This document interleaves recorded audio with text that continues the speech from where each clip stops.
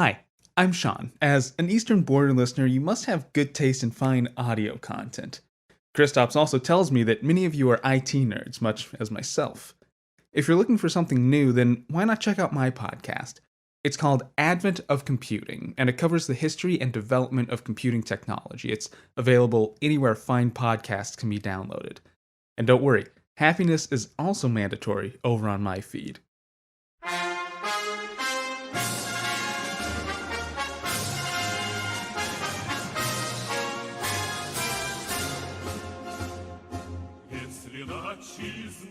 Greetings, comrades, and welcome to the Eastern Border. And today's been a very busy day here in Kyiv. For this, I have an extremely special guest. I would like to call him a friend of mine. Met him in person once. He's also my mentor, as I view him. I have a small shrine of him in the background somewhere over there. And he's also the reason why I even have this show and why I've made this far. Well, hi, Dan. Welcome on our show. What is this, the third time at this point? Fourth? I don't know. Yes, and we are friends. You don't have to worry about that. We've known each other now for years, and we have conversations outside these conversations. So that's a friend in my book. Arguments as well. Let's not forget. No, sure. The weirdest part is that last time we spoke, it was just before the shooting war had started, and it was on Twitter, and then we had a conversation, and I hadn't slept, and we spoke for an hour on Skype, and I forgot to record it. And what ended up happening is that I warned people that we've had this conversation, and no one believed me at all until you released your episode of Common Sense, and then you referred to this mysterious friend who lives next to Russia. Well, here's the thing. You might have misunderstood that. You're not my only mysterious friend who lives next to Russia. Yeah, Dan, but I understand my talking points. Yeah, oh, gotcha. Okay. Yes. The thing is, I've been here and I've seen all sorts of terrible things happen. And yeah, I told you that I'd be in Kyiv, and here I am. I went here through Odessa, which is pretty nice. But that first question that I'd like to ask you, during this time, I've had a lot of conversations with other podcasters and a lot of people from the United States. And a lot of them just blatantly refuse to believe me or facts or whatever. And I don't know how to change people's minds. They look at their position and they use every possible means to switch the facts off, so to speak. Basically, everything their side says is a fact and should be trusted, and everything the other side says is automatically thrown away. And well, you have more experience with this than I do. How do I deal with this? How do I get the message through? Because currently getting out the message that you should probably be sending help to Ukraine is very important here, and that, we must come to a conclusion. Well, listen, amigo, that is that's what we're dealing with across the entire political spectrum about everything. So this Ukraine situation this is the way we're dealing with every other issue, at least in the United States, but this is a global situation, obviously. So the answer to the question is if this was just about Ukraine and Russia, I would give one answer, but I think this is just the Ukraine-Russia situation playing into the current zeitgeist, which is that everyone already has their preconceived notions. They fit the facts into the notions afterwards. They don't change. There's a line that's attributed to the economist Keynes, who was accused once of flip-flopping, as we say in the United States, on one of his positions, and his comeback was beautiful. He said, "When the facts change, I change my opinions. What, pray tell, do you do, sir?" And that's what's not here right now. So we changed the facts to fit the opinions as opposed to the other way around. So I don't have an answer to your question, because if I did, I would apply it across the board to any number of problems and issues. That's just a facet of modern times, this whole phrase I hate, but this whole fake news 21st century reality of ours plays out exactly the way you just described it. I think that's just par for the course. I do want to say, I don't feel that way personally. And as I told you before we started recording, I feel like this might be a very strange conversation because I realize I'm the guest on the program, but I'm the one with all the questions because you're the guy on the ground, right? You're the guy who can help me peek through the fog of war right now and get a little better understanding of what things look like on the ground. And I feel a little guilty because I feel like we're risking a little bit of your mental health to get us this information, but that's nothing new for war correspondents, of which you have found yourself, haven't you? Yeah, it just so happens that I am. By accident, almost. This is not my first rodeo, comrade. No, so is this my fault, too? Is any damage that you incur from going... Is this my fault, ultimately? I guess so, yeah, because if I hadn't written those blog posts on the old boards about how it was like to serve in the Soviet army, and you literally told me to make a show, and... Yeah, so... Here we are. To be honest, to answer your question about this, I think it's also emotional ties, and my listeners know that this war has cost me deeply personally already. Yes, yes. And to be honest, talking to you, Dan, is a way how I heal myself. But to be fair, once this all is over and I can just relax, I'm actually just taking my money and going to Texas. I have a lot of beautiful, nice, awesome Texan listeners, and I'm just going to Texas and spending like a month there. I want to try Texas barbecue and do whatever. Taking a massive vacation after this. Good. To be honest, about your position, it kind of suits me as well, because I've been making these shows from my perspective, and I've been doing them almost daily, 4 to 5 shows per week, like each 15 minutes, look at what pro-Russian side says, because I have some sources in there, and I have sources that other media don't use.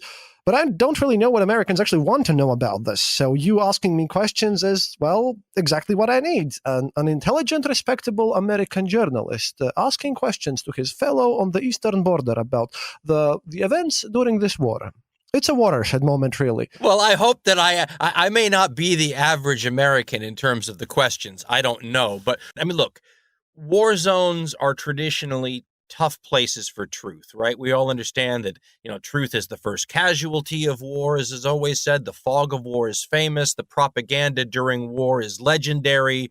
I mean, everybody in the United States uses the example of the famous Iraq war, babies in the incubators being thrown out. I mean, so people have learned to not necessarily trust information during wartime. And I think that's a smart sort of suspicion to have. The problem is if you're suspicious of everything, how do you let the actual facts bleed through when they show up? And I think that actually reverts back to your point about, our fake news biases question. Right now, because of the strategy part of the war, I mean, what's going on the front lines? Yeah, I'm taking all of that from extremely pro-war sources in Russia. I'm in some Telegram channels. You might not even know what Telegram is. It's a popular alternate social media which was created to bypass all the restrictions of Facebook and Twitter and all these places. So a lot of people in Russia just sit on Telegram, and they have a lot of extremely pro-war channels there, which I've managed to infiltrate. So when it comes to that, I'm using Russian sources to speak about Russian victories and Russian defeats. Because, hey, who better to trust about what's going on in the war if not the side that you actually don't support? 2 questions here. The first one is, I've been trying to talk about this in the larger sense, but it absolutely applies in this more targeted sense, is how much can we trust that what you're reading is coming from actual people as opposed to farms of propagandists and all that. It's very difficult to know what you're getting. And the other side of the equation is, and this is more of a human thing, it would apply in the United States and in many other countries too. When your nation goes to war, there are a lot of people who instantly become very patriotic about it. I think it's almost a knee-jerk reaction. I think it's something governments depend on. There's a famous quote by Hermann Goering from before the Second World War about how easy it is to get the population whipped up in favor of a war when no one really wants a war. So, I mean, I think some of this is standard human behavior. And the question about Telegraph and what you're getting in terms of real opinions, that's a 21st century phenomenon. See, the thing is about Hermann Goring's quote, I'm glad you brought it up. Right now, it hurts Putin. He's whipped up the population there in such a frenzy for war that when something happened in the peace talks, when they actually spoke about how Russian army should retreat and how maybe there would be peace talks and how some goals have been achieved, Russian government got a lot of flack because they had built up Ukraine as this fascist enemy, this thing that should be crushed, that any dealings with Ukraine, because this will probably lead to some peace talks anyway, they're seen as betrayal. He's done it, and now he's kind of reaping the rewards of this process, which is interesting to see. Well, but this is what makes something like this so dangerous. I field calls and whatnot from people who will say things like, why is this getting so much coverage? Is it just because these are white people? People weren't covering stories in the Middle East or Africa this way. And I think they have a point, and the point that they're trying to make is well taken. But I think there's an element here that they're not paying attention to, which is this is one of those occasions where if things went sideways on us, you could have a nuclear holocaust. And I try to keep my eyes on that situation very carefully. And the reason that it matters is because at a certain point, events move away from human control, right? So we think about rational actors being in charge of events. And you've probably heard me say this on the History podcast, sometimes you go from pushing events in the directions you want to as a world leader. And sometimes then inertia and events tend to create a pulling momentum that at a certain point you go from pushing events to having events pull you. And at that point, things become very dangerous. And what you're talking about is I think, a case of that, where Putin is arranging things and puppet mastering things and in charge of things. And then all of a sudden he finds his options constrained as he moves farther down this dark tunnel by the very elements that he himself set up and encouraged, right? He poured gasoline on a fire that he now maybe can't put out as easily as he could have before it started. Does that make sense? Yes, and I agree with you here. Putin is severely punishing anyone who even calls it a war.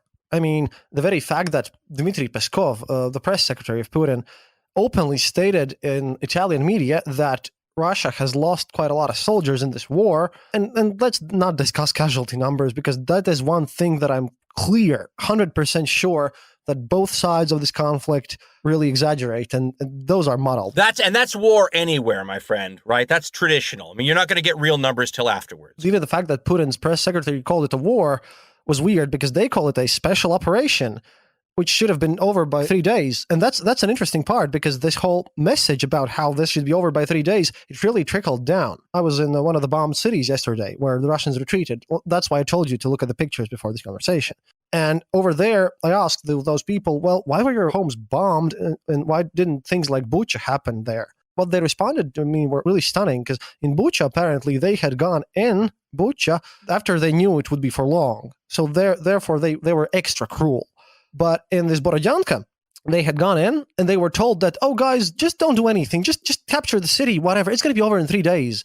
And then when it wasn't over in 3 days, no one knew what to do, like at all. They didn't even have military high command at that point. And no one knew what to do at all. So that is why, because of sheer incompetence and because the military personnel didn't know what to do, that is why Borodyanka escaped targeted murders, but they were bombed as the Russians retreated. Like, they literally bombed civilian buildings. So that was weird too. Well, and look, let's throw the history in here a little bit. Russia calling this a special military operation. They did not invent this approach, right? During the Korean War, when that broke out in 1950, the way the United States both avoided having to have Congress declare war and avoided having to look at this as a potential outbreak of the Third World War, they referred to the Korean War for the entire time. And, you know, when you add up the Korean casualties, millions of people died, and we called it a police action. I know this, and I think Putin has done this because he's learned from this. It's the same thing. It's the same thing. Also, another thing, according to Russian law, if you're in a war, then you have to report all sorts of things. Right. Casualty numbers have to be made public. Mobilization is in effect. Putin doesn't want mobilization. Putin doesn't want to speak about casualties. Why would he? If he can just declare this a special operation and then just not do anything of that. You have to look at all these things from a... It's kind of sad that I have to speak on my show about how war has made me think differently, but I thought I was jaded before. Now I'm extremely cynical.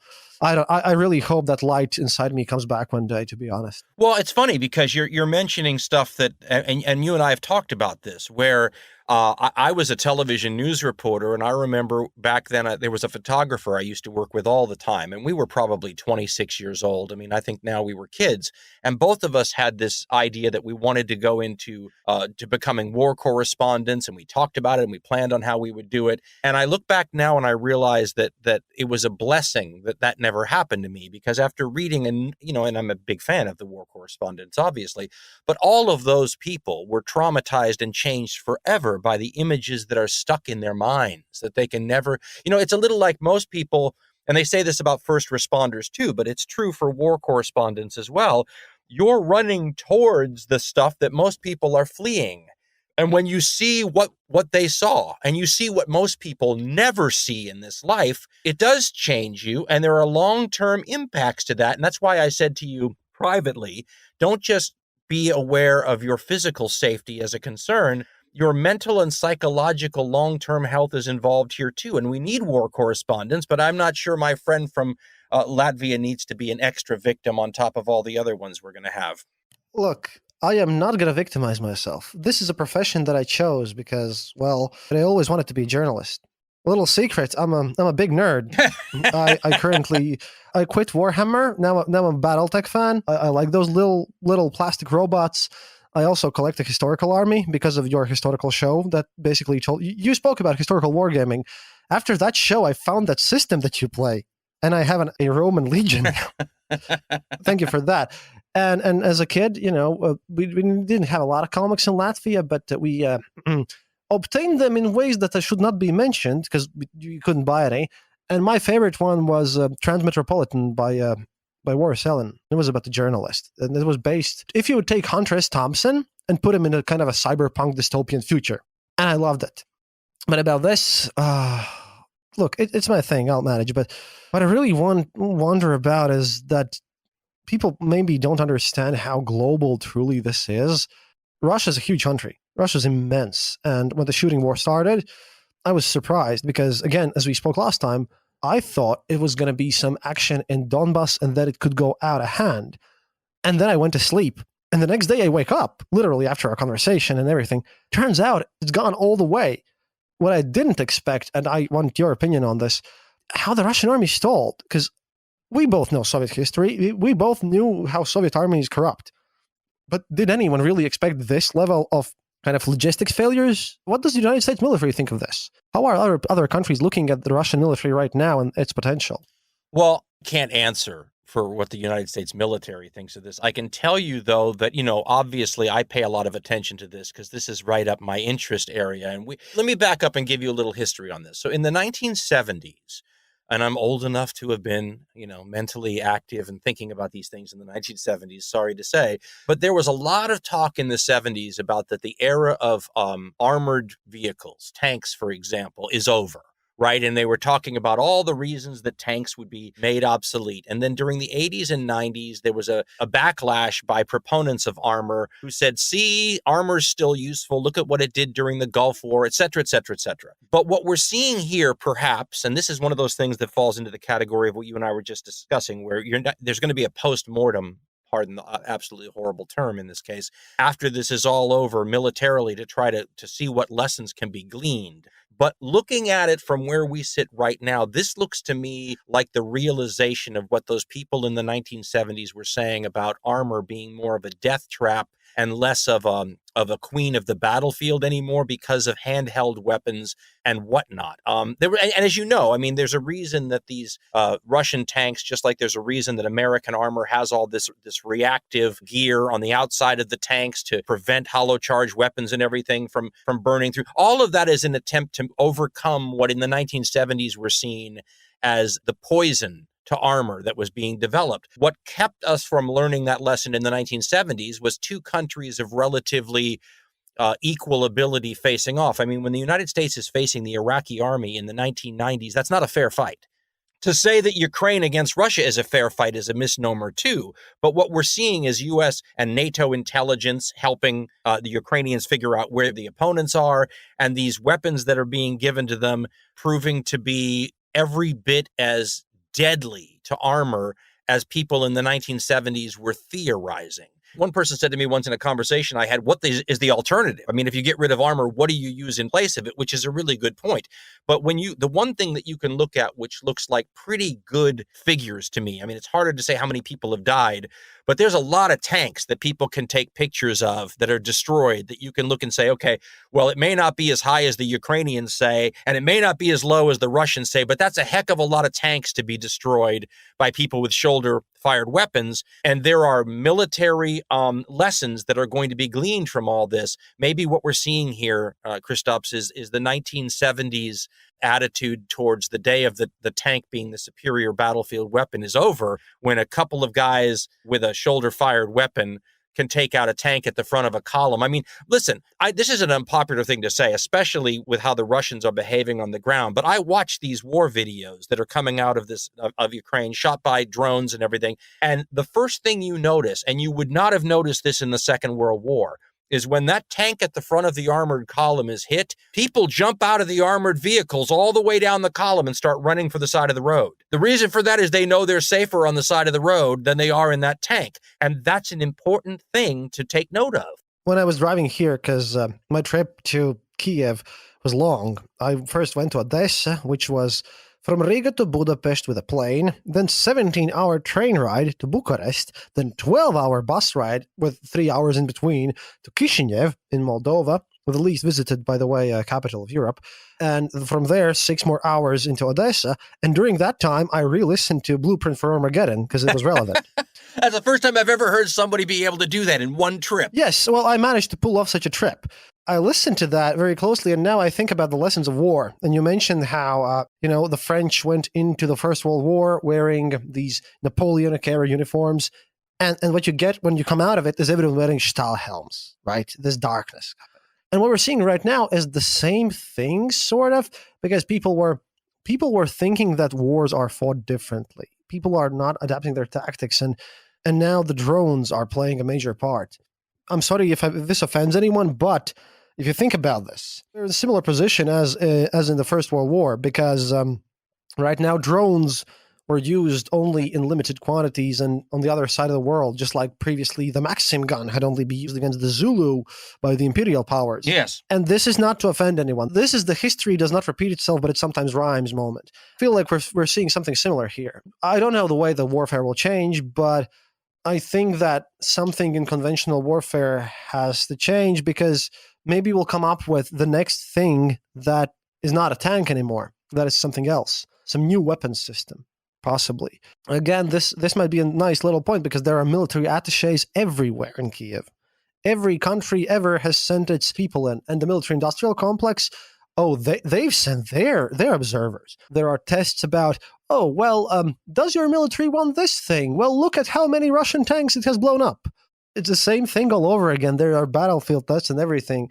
Just, it's so bizarre to view this real time. And yesterday, I literally stepped on a destroyed Russian tank that was hit by one of those missiles.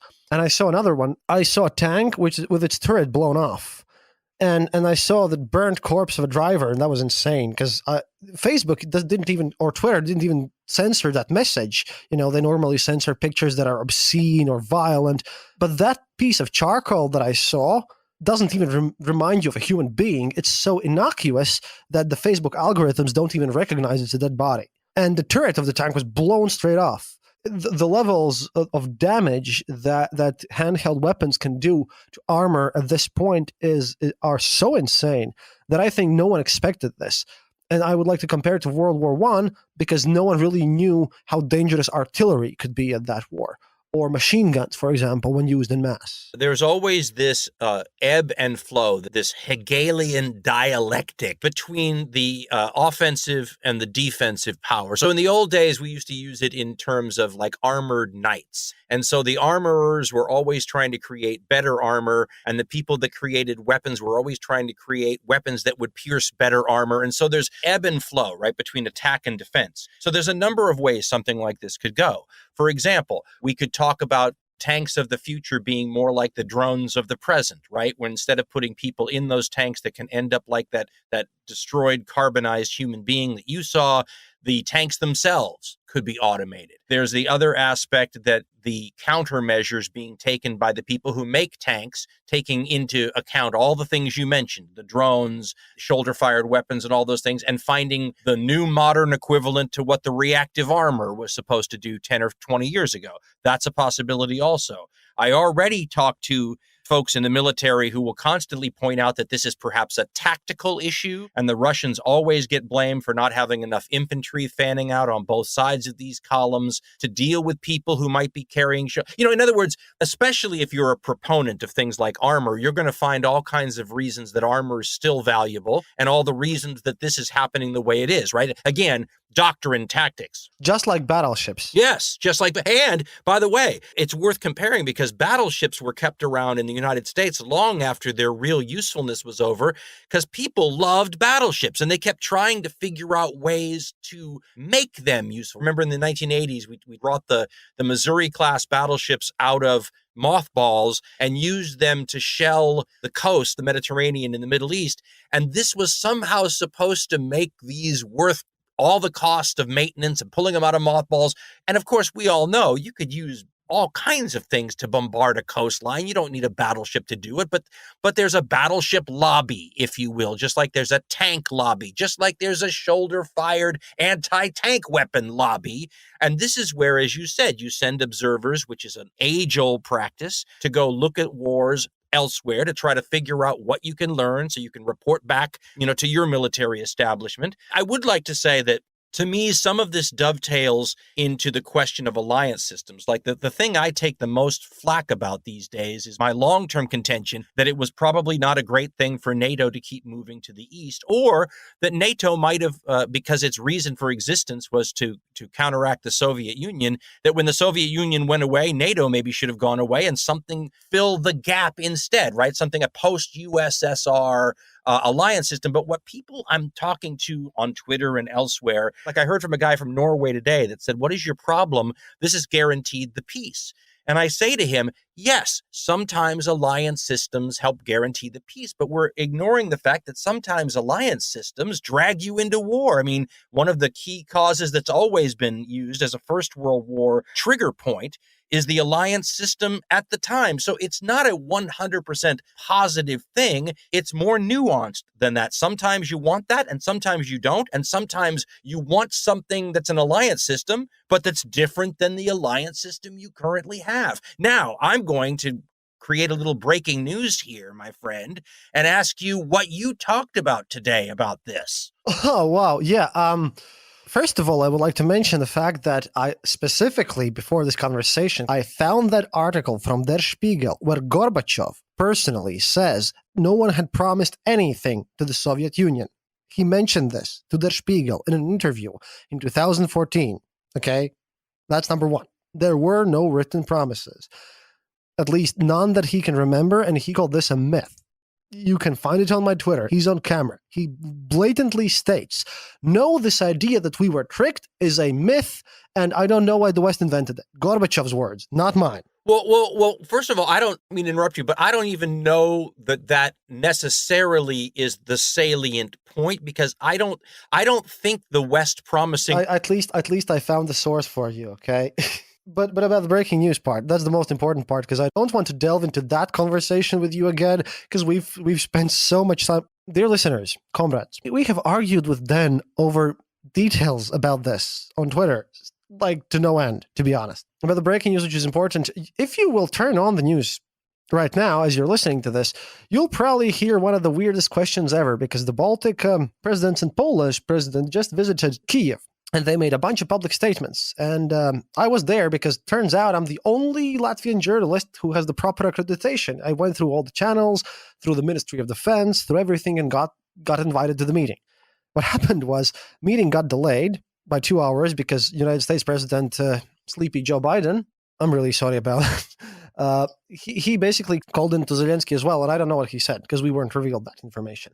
After they made their remarks about how they've seen the victims and everything, yeah, they made utterly weird statements on their own. If you look at the press and what they said in the conversation, the only thing happened is the Lithuanian president actually called the Russian army zombies, and he also called Putin a zombie, basically, everyone who's giving commands. And there were like questions about, the French election and everything. However, I managed to push through, and I don't know how I managed to pull over the Reuters and all the other news agencies. And I asked them the question about intermarium. The problem is that Estonian president replied to me and he said, it is impossible to be in two alliances at the same time. Basically, Estonians do not want to leave NATO, and Lithuanian president stated that anything that would disrupt NATO as the sole guarantor of peace would be harmful to Lithuanian interests, which is not the answer that I had hoped for. But Dan, you're bringing up a great idea here, because at one point I've also heard Ukrainians on the ground, Ukrainian soldiers and officers speaking about this. Maybe it's time to let NATO go. Maybe it's actually time to let NATO go and let us do something. And maybe we should just actually give a few nukes to our new alliance, some strong deterrence just to prevent war. But to be fair, we've seen for a month now that war can be fought without nukes. But yeah, I managed to pull through this question, and even though I didn't get the answer that I had hoped for, that we will look into this because Ukraine is probably going to not join NATO, I still am happy that I pulled this question off. I agree with Dan here. And I'm still a strong supporter of these regional alliances. You look at NATO and you see United States guaranteeing it, although it's a matter of national sovereignty. But one thing that also happened during this whole war thing is that there was this conflict between Armenians and Azerbaijanis in the Gorno-Karabakh. Yes. Azerbaijanis have used this war to just waltz in and take it for themselves, and nobody noticed. Well, that's not uncommon, by the way. But let me back up a second, because I think when you ask the Lithuanian and the Estonian representatives about this, there's no question that if you're currently in NATO, the idea of getting out of NATO to get into some other arrangement seems ridiculous, because NATO seems like the ultimate protection, right? We're talking about this as a, what you should do before you join NATO, right? But once you're in NATO, no one's leaving. I keep my optimism up. I'm an optimist in life. If we could make this new Warsaw Pact 2.0 as parallel to NATO, then we could maybe turn to NATO and say, hey, you know what?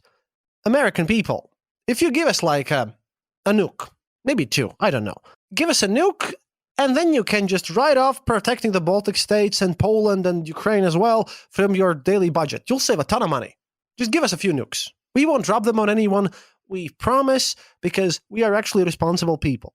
How about that? Would your government trade a few nukes for not having to worry about the fact that you have to defend Baltics? A couple of points. The short answer is no. The nuclear non-proliferation agreements that have been signed, nothing like that's going to happen. And you know how much flack I took, if you recall, for saying that maybe some sort of a regional alliance should have a nuke, and everybody just jumped on me. I was one of those people, by the way. Okay, well, let's remember, things change once the war starts, right? But let's stop for a second and back up about why, because people think I'm trying to deny the people in Eastern Europe a NATO protection from their adversaries. But as you and I have talked about, I am not sure Americans have ever been completely informed or understand. And this was one of the first interviews of anybody who had a name that I ever did on a podcast. Was we interviewed paleo-conservative Pat Buchanan, who had written a book that talked about a lot of this, right? And one of his points was, Americans do not know, by and large, that they have been pledged to treat an attack on, let's just say, Estonia, as though it were an attack on Los Angeles or New York. And when they find out, which would usually happen when the war starts, they're going to be upset about this. Now, nothing excuses the American citizens not understanding, but most citizens elsewhere, have jobs to go to, lives to, they don't pay attention to deep foreign policy questions. But the reason I brought this up to you at the time was I was saying, if we end up in a circumstance where Estonia is invaded and the president of the United States, holds this giant news affair where he tells the American people that we're now in the Third World War because of our commitment to Estonia, I guarantee you're going to have a lot of politicians saying, wait, we should not be getting into a nuclear exchange over Estonia. Certainly there's something. In other words, if you go back and look at the First World War and how much of that revolved around the invasion of a neutral country, Belgium, that had been pledged to be defended by multiple great powers, there were talks then and afterwards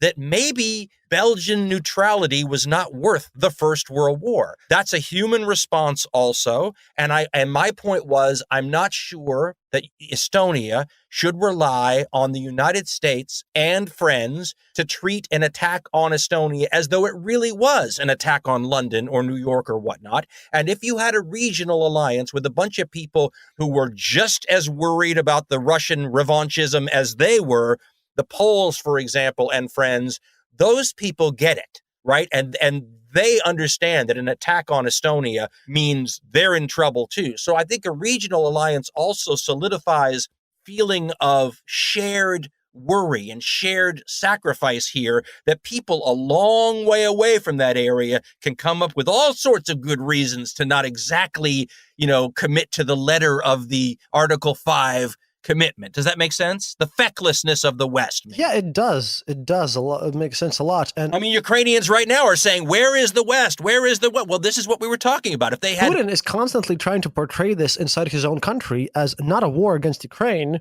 because if he loses to Ukraine, that's one thing. I mean, that's destruction. I mean, how can you lose to Ukraine if you're Russia, if you're built up your military and everything? Well, and if you say you're all brothers and you're really one country, but you're knocking their buildings down and killing their civilians, doesn't quite match the marketing material. Exactly. So he portrays it already as a war against the United States. This special operation is to crush the United States hegemony and all that stuff.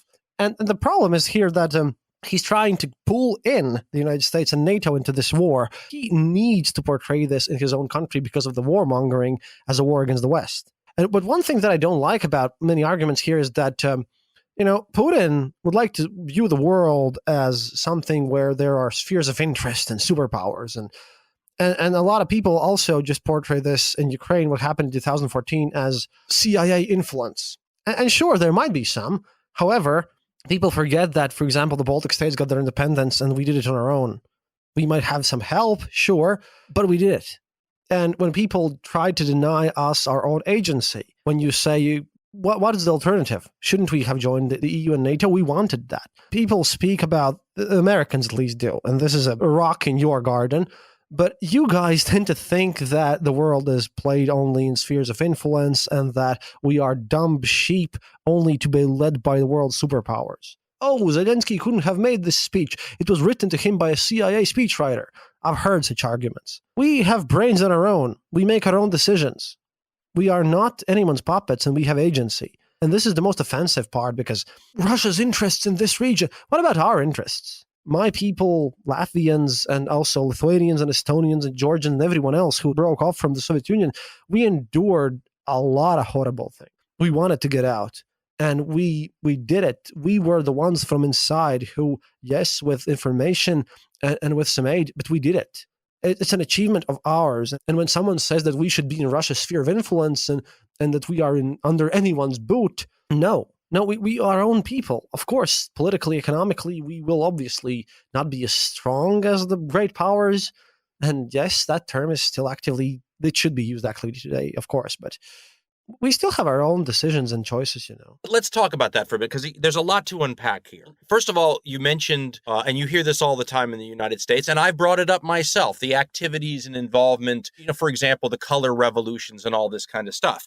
But it's important to remember that that's nothing new, and countries do this all the time. I mean, we did a show a while back, a history show on the early years of nuclear weaponry. And one of the things that was so interesting to me during the research for that show was how the Soviets at the time claimed to have been responsible for electing John F. Kennedy to the presidency. In other words, shades of this whole Donald Trump, Russian help, blah, blah, blah thing. In other words, nothing new under the sun, right? You had the same thing in, 1960, right? So what that shows is that these nations are always working behind the scenes to try to create conditions that they see favorable to their country. So the fact that the United States may have been involved in trying to create a friendly democratic regime in Ukraine, as though this is somehow, beyond the pale, it's just the opposite. It's standard operating procedure for major nations and minor nations too. I mean, the stuff from the First World War that's been coming out about how involved the Serbian Black Hand group was in prompting things. I mean, this is just espionage.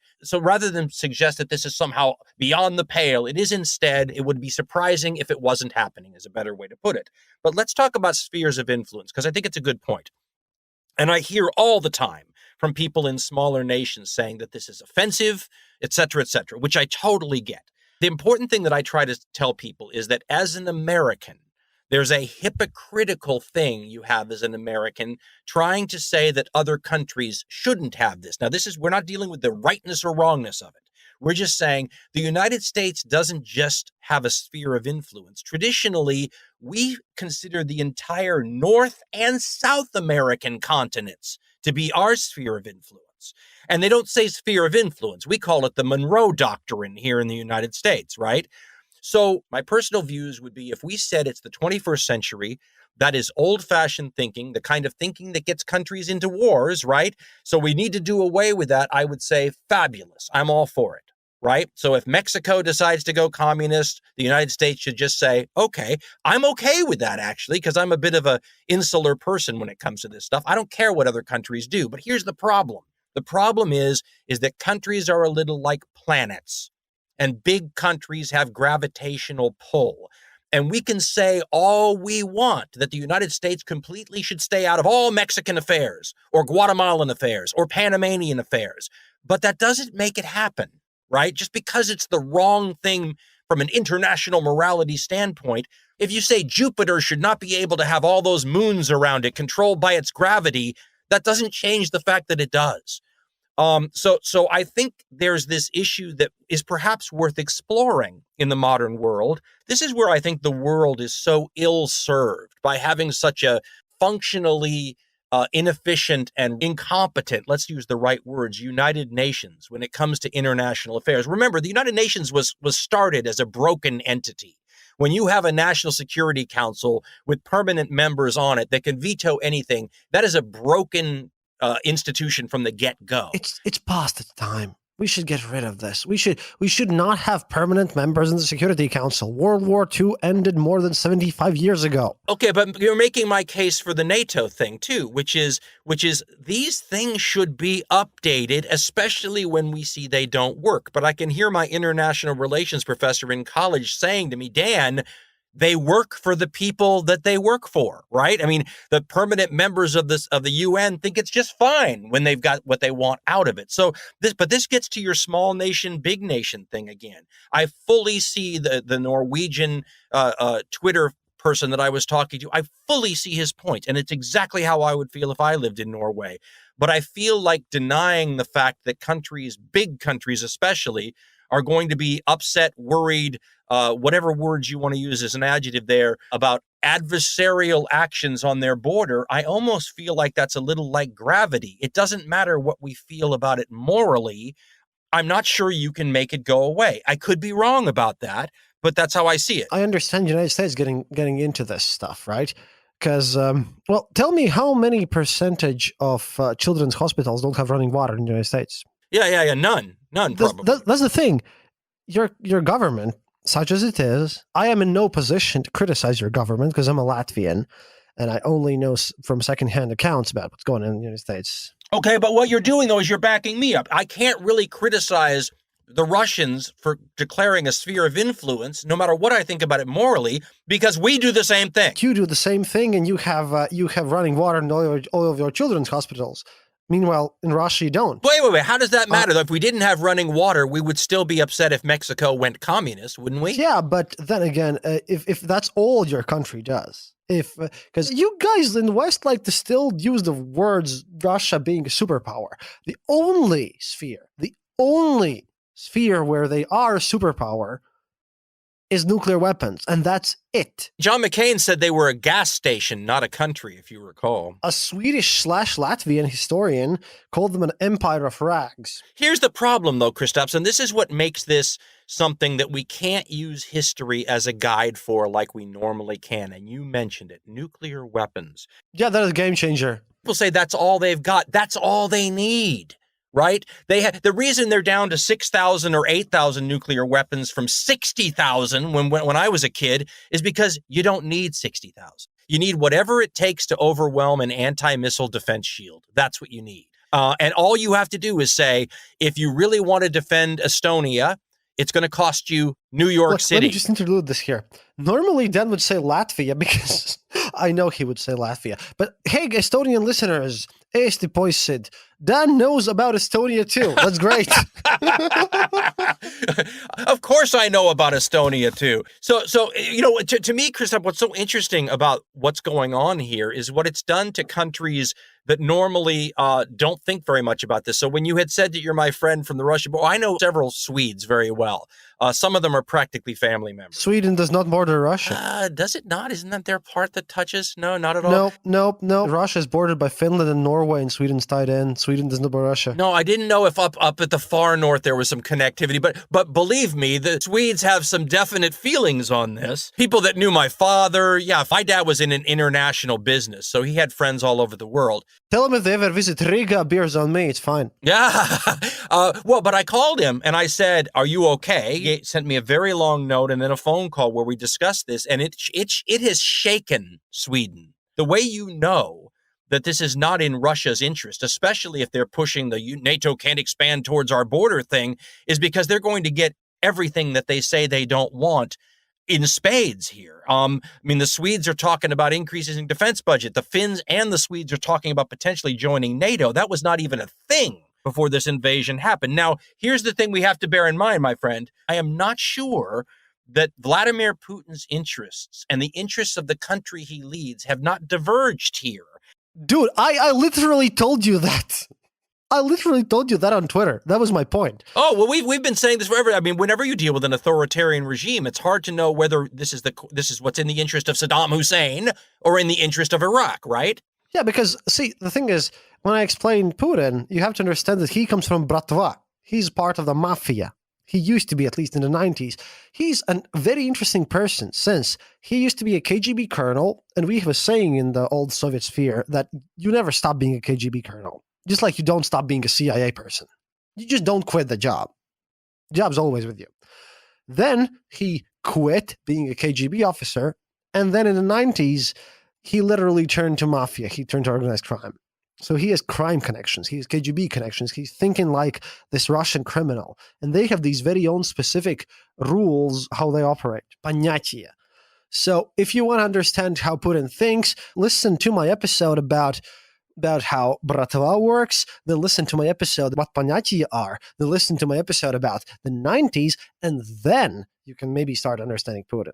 Because that's the number one mistake people make. You guys tend to assume that Putin is just another leader. He's not.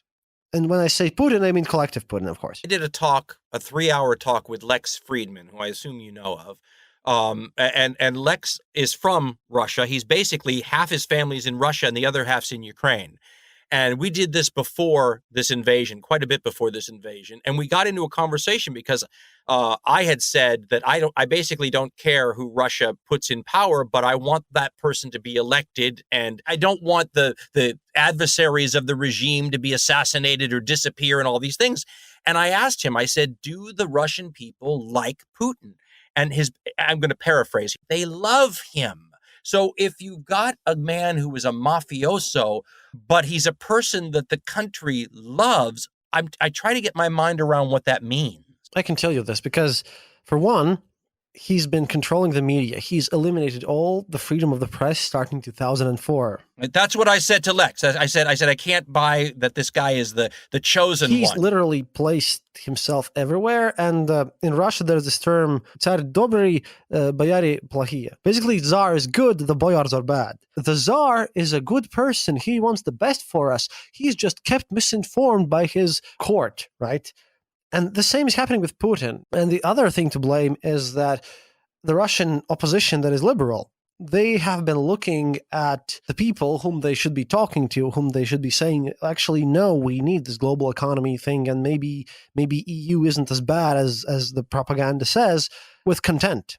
This is why people who oppose Putin from the right call him a liberal fascist.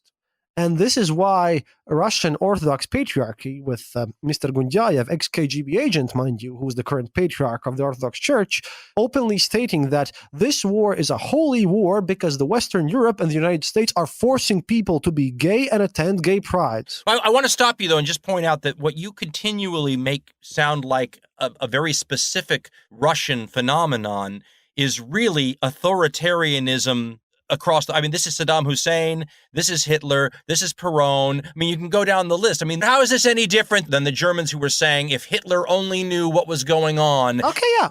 Then again, probably is. Look, I could easily be wrong, so this is not a rightness or wrongness thing. But when I look at Saddam Hussein, and then you realize the religious leaders that were basically beholden to Saddam Hussein would talk about war with Iran is a holy war. This is a playbook that we have seen many times. I think Putin is falling into the category of the authoritarian playbook. But I don't disagree with anything you've said. I just don't think it's in any way unique. Well, I guess so, but you know what? We've been talking for an hour. How about you finally ask me those hard questions that you promised me? I want to know what you see, right? These are not hard questions. I want information. I don't have points of view. I want to know what you see. Hello there, and thanks for listening to another episode of The Eastern Border.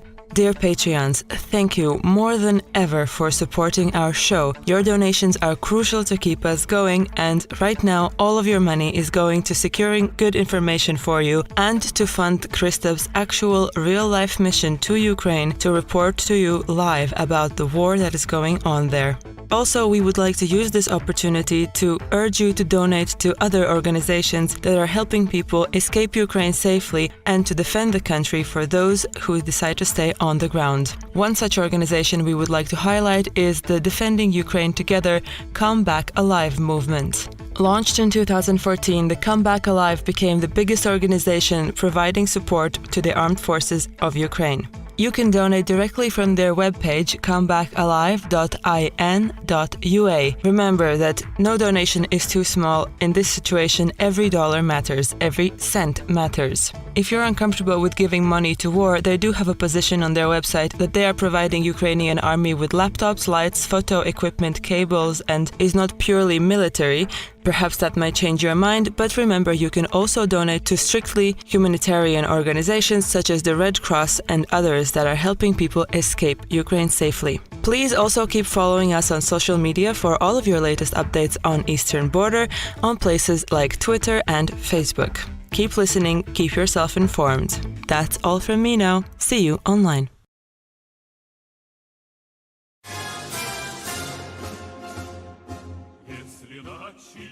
And we're back. Now, what do you want to know? Well, okay, so talk to me about, I don't imagine you're having conversations with Russian troops, but I imagine you're talking to Ukrainian fighters, correct? Yes. Okay, what is their attitude about how things are going and how they see things on the ground? Help me understand better the mood on the ground amongst Ukrainian fighters. Well, for one, it's not pretty. They only call Russians by the analog of what you would say the N-word.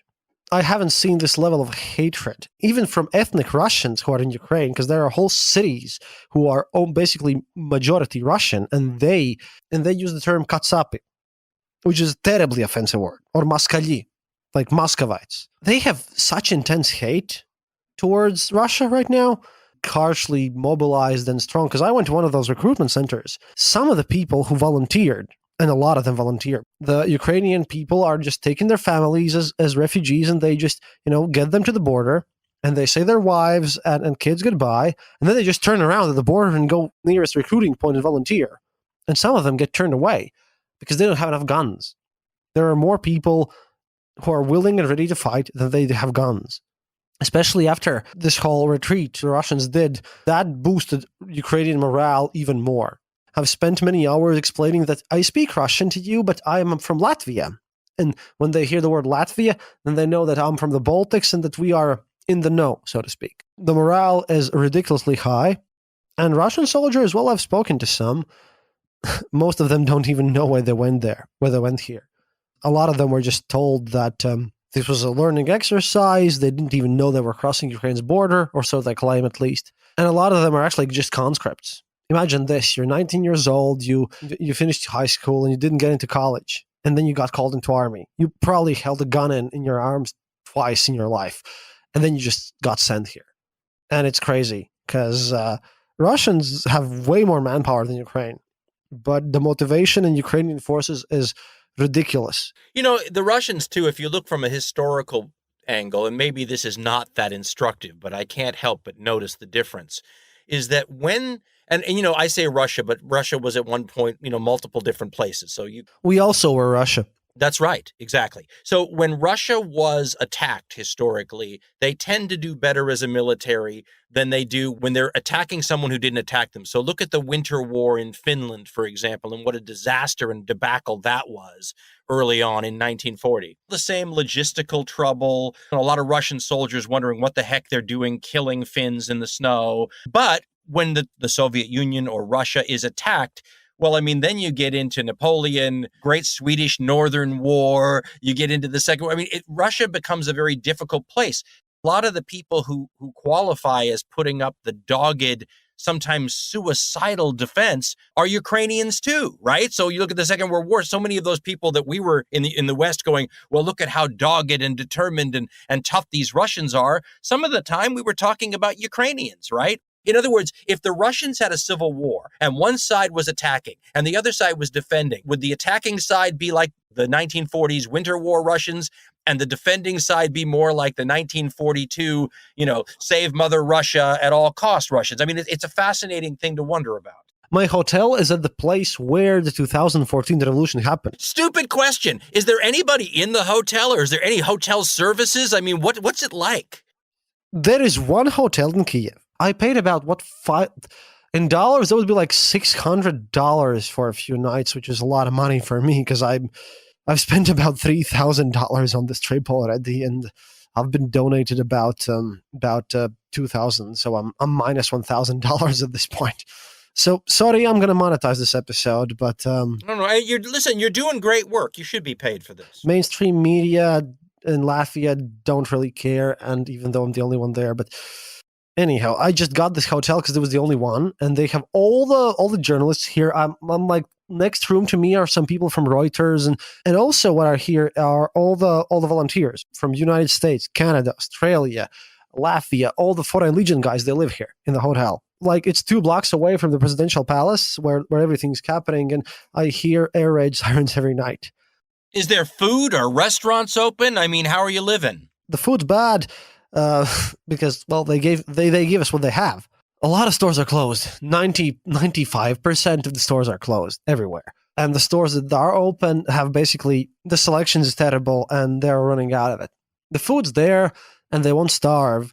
But let me tell you, I'm not eating fancy dinners. Where do you see this going from here? Do we expect the recalibration of Russian war goals to Donbass and the East? I mean, I was talking to somebody the other day that was whether Putin is acting, is he crazy like a fox or is he just crazy? And they were talking about, of course, the gas deposits and all those stuff. I mean, it's a known area with things underneath the ground that would be valuable long term. What's your assessment of what this is going to revert to now in this next stage?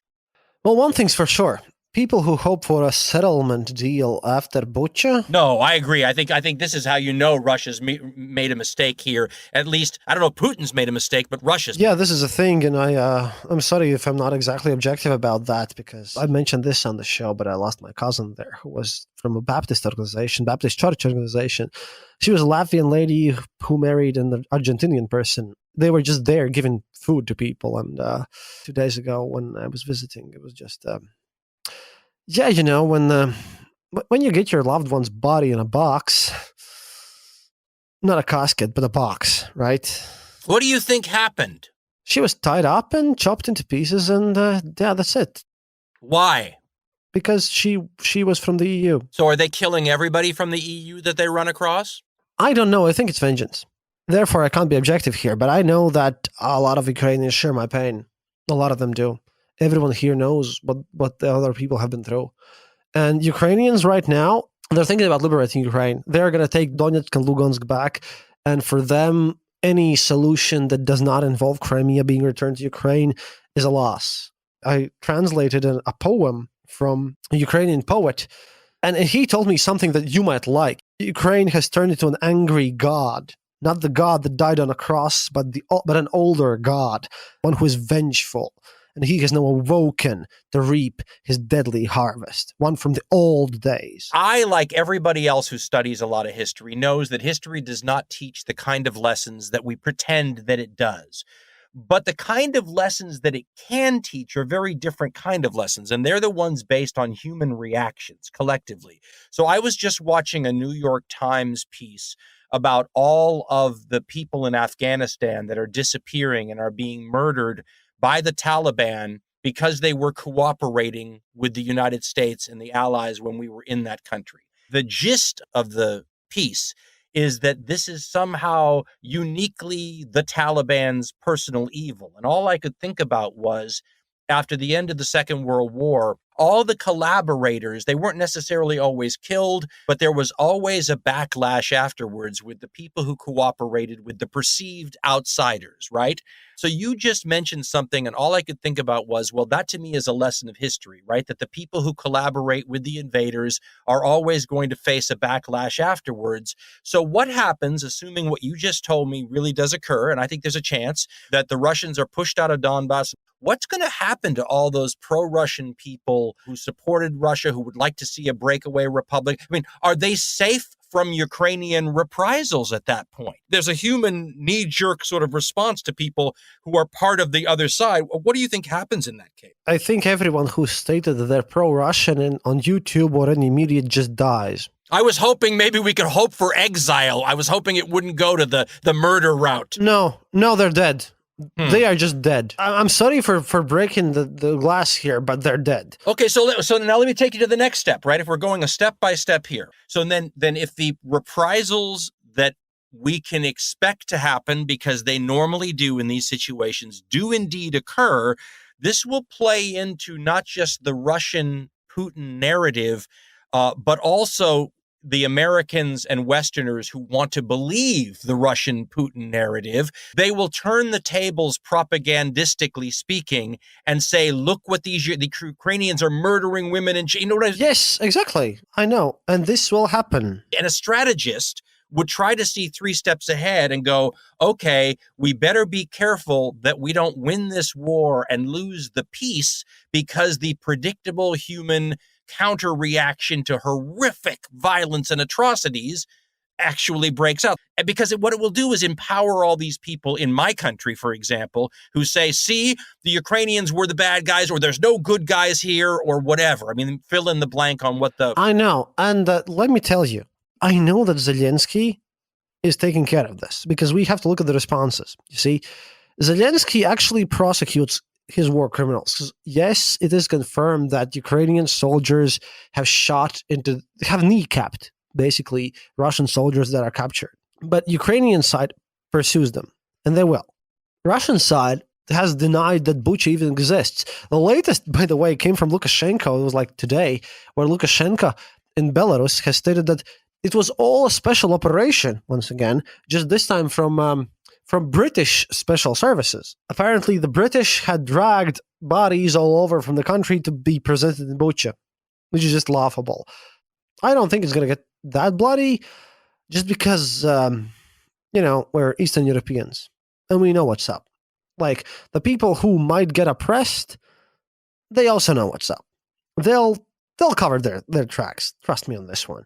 And they'll be super quiet for the rest of their lives, just to not die. One of the things you and I talked about, and I want your opinion on, normally when armies are not carefully controlled, you have outbreaks of atrocities. When we were talking about the show on the Second World War in the Pacific, and we were talking about Japanese atrocities, one of the big questions was, how high up the command chain do the atrocity orders go, right? Are these a bunch of out-of-control soldiers, or is this part of policy? So I had asked you earlier, and maybe this is worth getting into you, do you think that what we're seeing here, are these atrocities and looting, is this stuff that is intentional to punish or send a message, or are these soldiers who are not adequately controlled well enough? And let's point out that historically, Russian soldiers have had a problem with a lack of institutional control when it comes to this kind of stuff. What's your opinion on how high up the food chain this sort of a policy or not policy goes? I don't think Putin is directly involved in this. Putin probably thought Ukraine would surrender in 3 days. I don't believe he's dumb. I think he's maybe mentally unstable, but not dumb. I believe this is on the regional commander level, like colonels or something. It's not that Russian side encourages it, it's just that Russians don't punish it. They turn a blind eye to murders, and they actively encourage looting, because the soldiers come from poor areas anyways. And this is a whole nother topic, how much overrepresented the ethnic minorities of Russia are in the Russian army, because they live in the poorer regions, therefore they're more likely to sign up. It's kind of like if United States went to a war, but only black people were called into an army and then would be basically volunteered to go fight in the front lines. It's kind of like that in Russia right now. And the biggest question here is that no one understands really, not even myself, is the fact that why Putin just doesn't come up and say, well, yes, Bucha, massacres happened. Those were these regional commanders. They are to blame. They gave the orders. We shot them, and this is done. What I don't get is why Putin doesn't come clean. He has this perfect opportunity to basically, prove that Russia does not intend to commit war crimes. He denies everything. He still claims it's all a Western setup. Well, and look, I don't want to be defending the Russians here. What I try to do sometimes is ask myself, what is specifically, a part of the problem here with Russia, and what is more of a institutional sort of thing. So I look at my own country for comparison. My country has never had any problem singling out rogue actors. So if a U.S. soldier rapes a local in another country, it's not that hard for the United States to throw that person in jail. We executed people in this country's history for bad behavior like that. But that's very different than something that's more institutional. So whether we're talking about something like the My Lai massacre in Vietnam, or whether we're talking about the Iraq Abu Ghraib prison scandal or anything like that, that becomes a lot harder, even for a government that says it's transparent, right? And that has a free press and all that. It becomes a lot harder for them to come out and say, yes, we did this, because it's not a rogue actor. These are things that appear to go higher up the command chain and look more institutional. And once the institution is involved, there's a self-protective sort of cloak of deniability that tends to come into play. And this may be a bureaucracy thing, I don't know, but it's why I ask you how high up the food chain you think these things go. The thing is, I don't know if Putin's a rational agent anymore. So I can't tell you it goes all the way to the top. But the rational actor thing, I think, is key, because then this cycles us back to the nuclear weapons thing. There is no good reason for anyone to use nuclear weapons in this circumstance, but that implies that we have people in control who are rational actors. And I think that is not necessarily always the smart move to make. Look how sick Hitler was at the end and how many drugs they were shooting him up with and everything else. And yet the man was still calling all the shots, even at that point. That what happens if that leader, if they ever were a rational actor, what happens if they lose their mind? What happens if they become sick? Well, I tell you what happens. War in Ukraine happens. Well, or what if that leader is facing an execution at a war crimes trial? Maybe all of a sudden his personal needs begin to be more important to him than what might be best for the people he or she is leading. So, I mean, I think there's a lot of questions worth asking about in this situation along those lines. I don't know why Putin needed this war. The day Putin gave his speech about Ukraine and Deutsches Lugansk, he gave his speech to the people, right? Guys from the Foreign Policy magazine just called me up and they asked me, hey, dude, our interpreters, they just gave us this message about what Putin said, but they're not native Russian speakers, and you are. And what they gave us makes no sense. It's illogical. It's dumb. Can you please translate this and explain it to Americans? You have deadline until tomorrow, 6 a.m. And I was like, okay, to be honest, he does speak nonsense, because I just went through his historical arguments and everything. It was just awful. But the whole situation here it's so muddled. And I think the Baltics got off easy in this one. The Russians always know that the Baltics are different, but Ukrainians are their own people. And we get into the historical myths. Kyiv and Rus, the mother of all Russian states. Would you agree?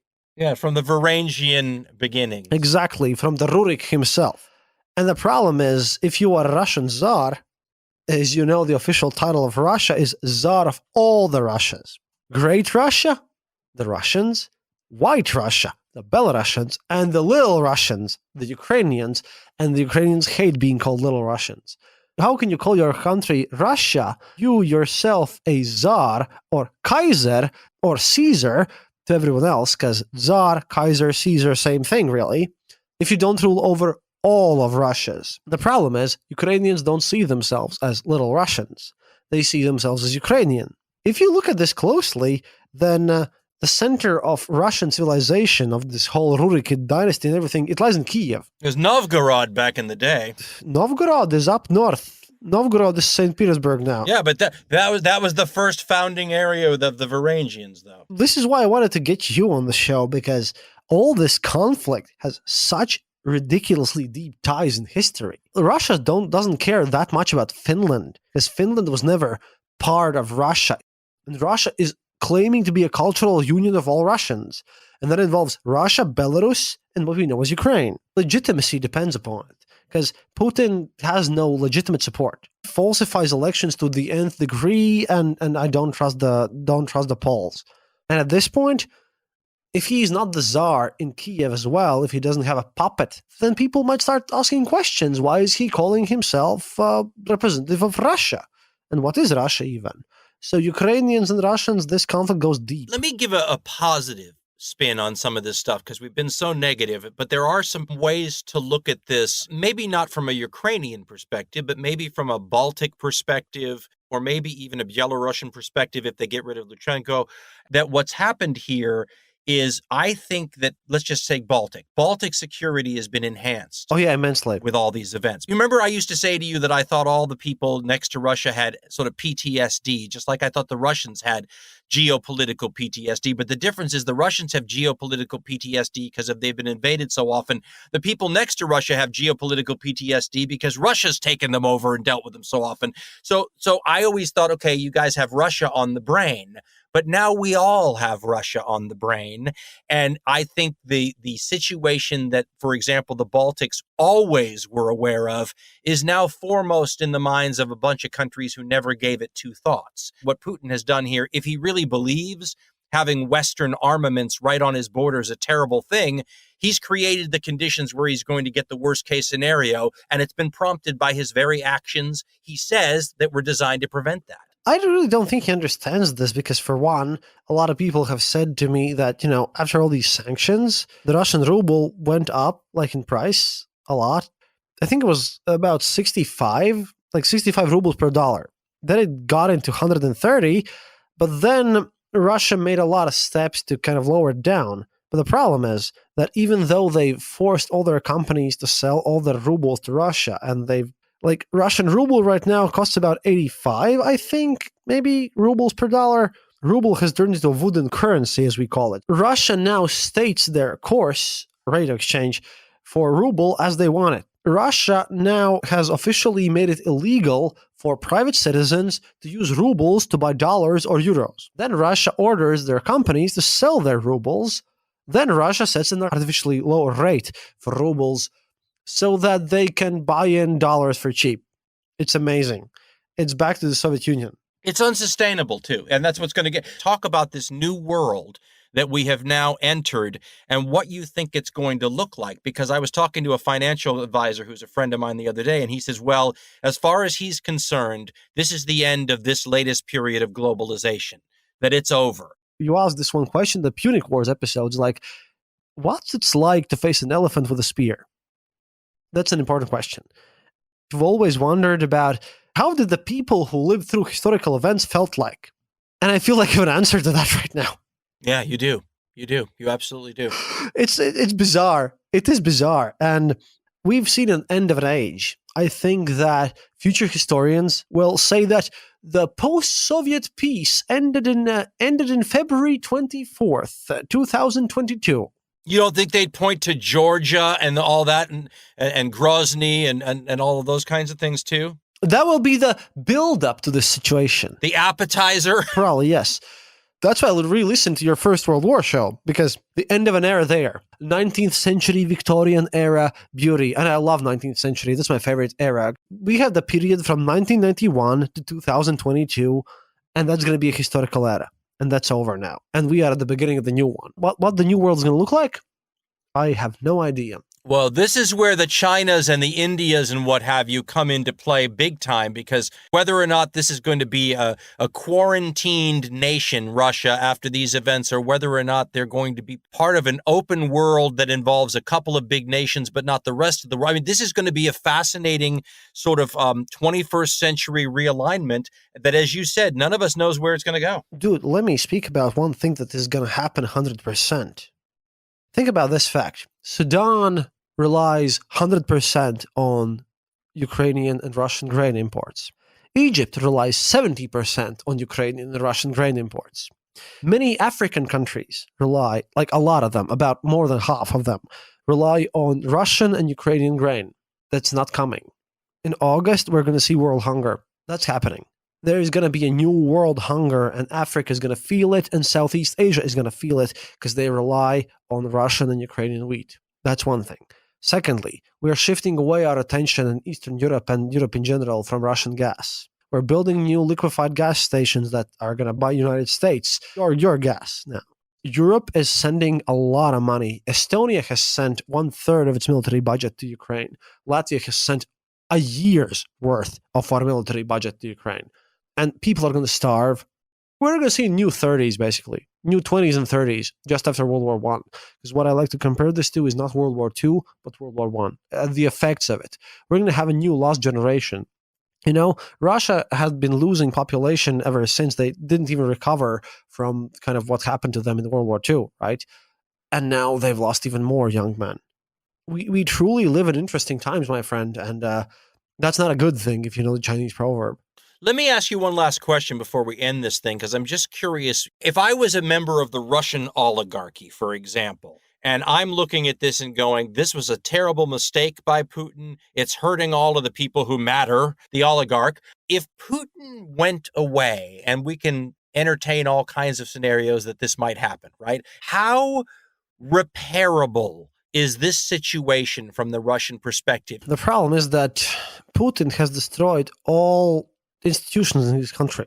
If Putin would die, people would not believe it at first. Yeah, who's a successor? If he died tomorrow, is it Medvedev and he's not a puppet this time? I mean, what happens? No one knows. And the thing is, if he dies, like literally no one, this is why I'm a proponent of the split apart theory, because Russia as a whole, no one knows what to do, because you've always spoken about the institutions and the power of them, and that provides stability and everything. Putin has taken destruction of institutions to the next level. Russia has no legitimately working institutions. When Putin dies, anything can happen. Russia can turn into the next North Korea under Ramzan Kadyrov. Russia can go to Shoigu, the Minister of Defense, or Russia can split apart. And I believe in splitting apart part because there will be no central authority. There will be a chaos. And to be fair, it's probably going to be another civil war. We shall see blood in this century. No, something you and I have spoken about, and I've spoken about with other people too, so I try to caution myself. But they point out that even some of these opposition people, a lot of these people look good to us because they're anti-Putin and Putin doesn't like them, but we might not be very happy if these people actually got control because they're not... Does that make sense? You speak about Navalny, and I agree with you, because he tries to portray himself as pro-Western. He's just as much as an imperialist as Putin is, because I've seen his operation. I've spoken to his operation. I've been to his operation. He wants to do the same as Putin has done, except with a Western mantle. He speaks about honesty and everything, yet he openly supported Russia's invasion in Georgia in 2008. He also said that we just can't return Crimea. It's not a sandwich.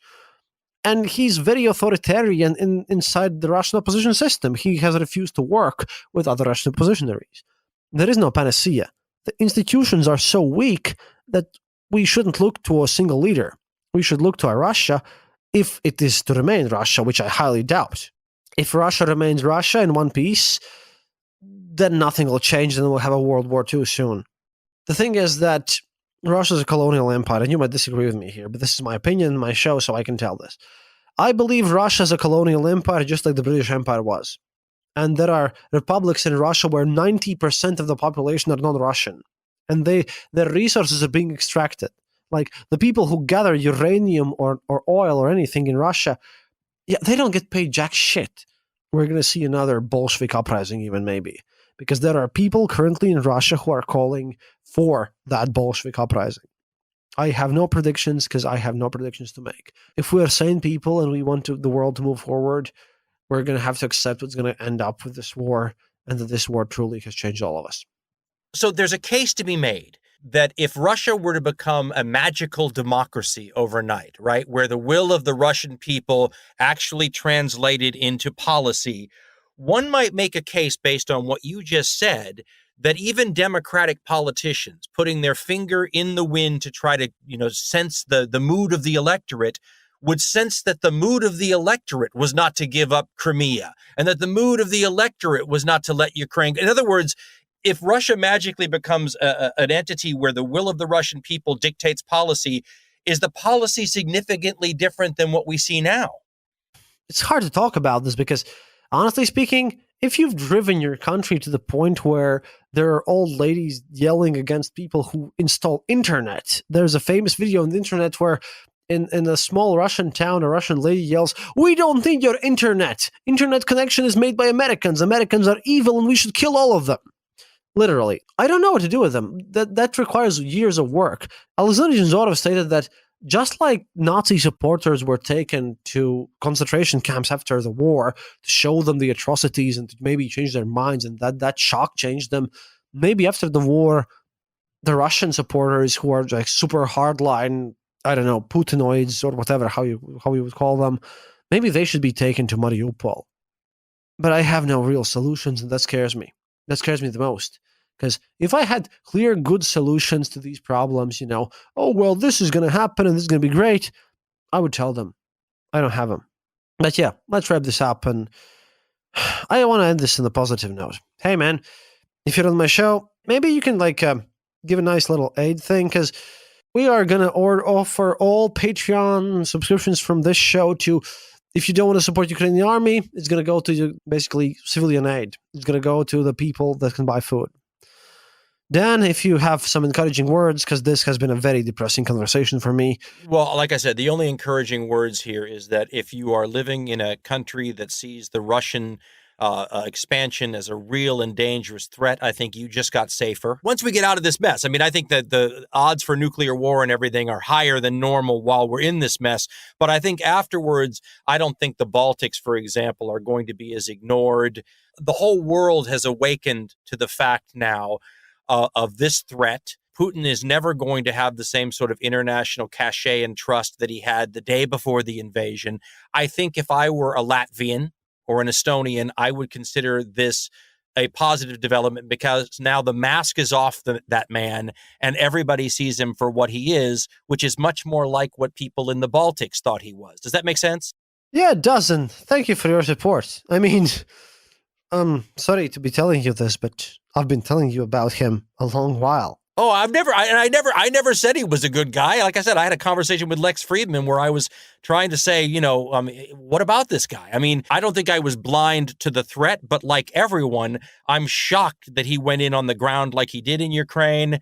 I said within about 24 hours of the thing that I think this was a mistake. It's been proven to be one of these military affairs that we're going to study, and it's going to change the way we do military conflict.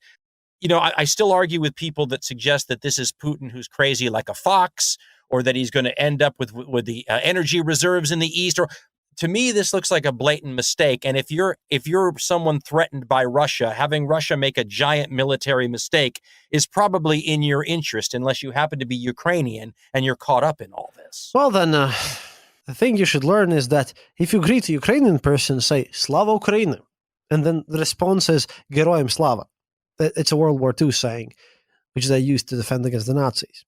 Anyway, it's very late for me right now, and we thankfully have avoided all air raid sirens. The only ones happened when I was leaving the presidential office.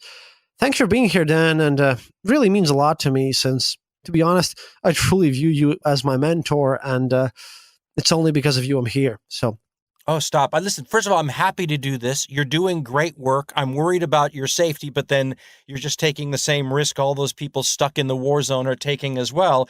Look after yourself, my friend, and look after your trusty sidekick at the same time. I will. Let's end this now, otherwise we'll talk for another 3 hours. До свидания, товарищи. And remember, happiness is mandatory.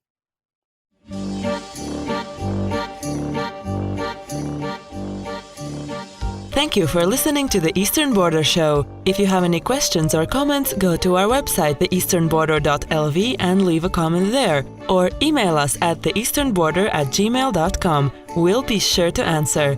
You can also follow us on social media and contact us there.